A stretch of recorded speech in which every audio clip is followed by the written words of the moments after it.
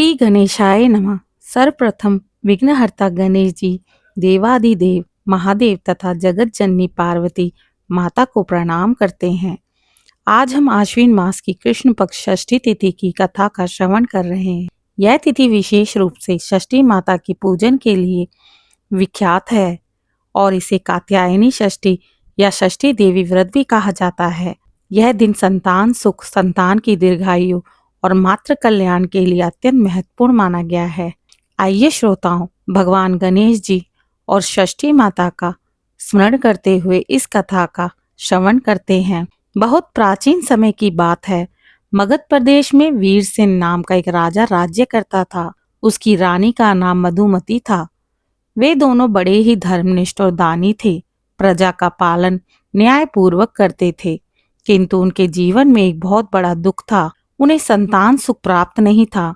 संतान के अभाव में रानी दिन रात चिंतित रहती और भगवान से प्रार्थना करती। एक दिन महल में एक वृद्धा आई और उन्होंने रानी से कहा, देवी, तुम्हारा दुख तो मैं समझती हूँ।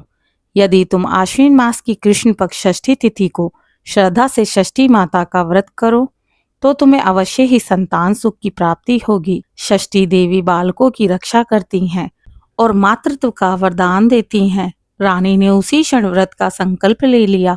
षष्ठी तिथि के दिन उसने स्नान कर नए वस्त्र धारण किए। षष्ठी माता की मूर्ति स्थापित कर अष्टदल कमल और कलश रखकर उसमें सप्त धान्य जल भरा। उसने दूध, दही, घी, पुष्प, फल और मीठे पकवान अर्पित किए। रात भर जागरण कर षष्ठी माता की कथा सुनी और भजन कीर्तन किया।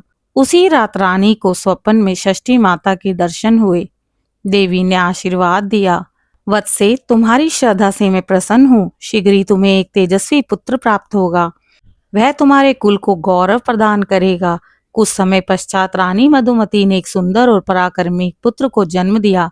राजा, रानी और पूरे राज्य में हर्ष फैल गया। परंतु जब वह बालक 5 वर्ष का हुआ तो अचानक गंभीर रूप से बीमार पड़ गया। वैद्य, औषधियां सब विफल हो गईं। रानी रोते हुए पुनः षष्ठी माता की शरण में गई और कहा, हे मातेश्वरी, आपने ही मुझे यह संतान का वरदान दिया है। कृपया कर मेरे पुत्र की रक्षा करें।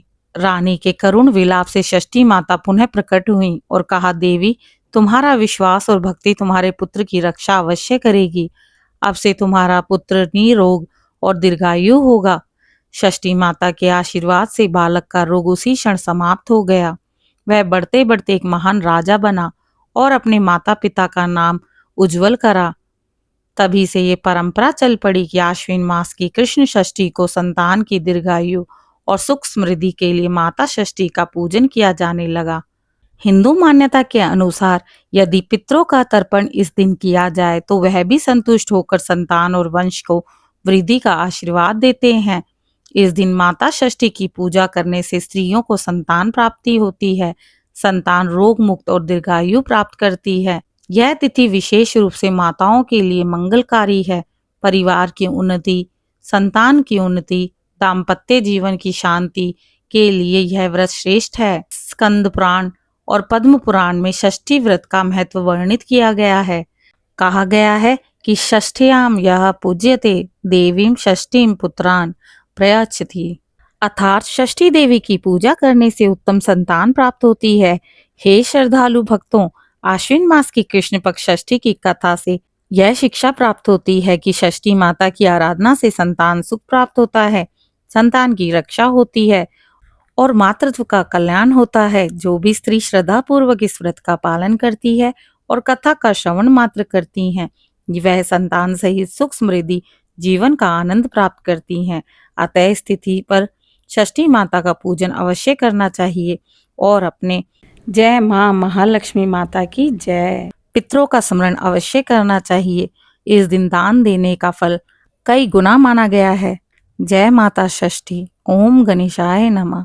इसी प्रकार की और भी धार्मिक कथाओं को सुनने के लिए इस चैनल दिशा स्पिरिचुअल को लाइक, शेयर, सब्सक्राइब करें और कमेंट में जय माता दी, जय माता रानी अवश्य लिखें।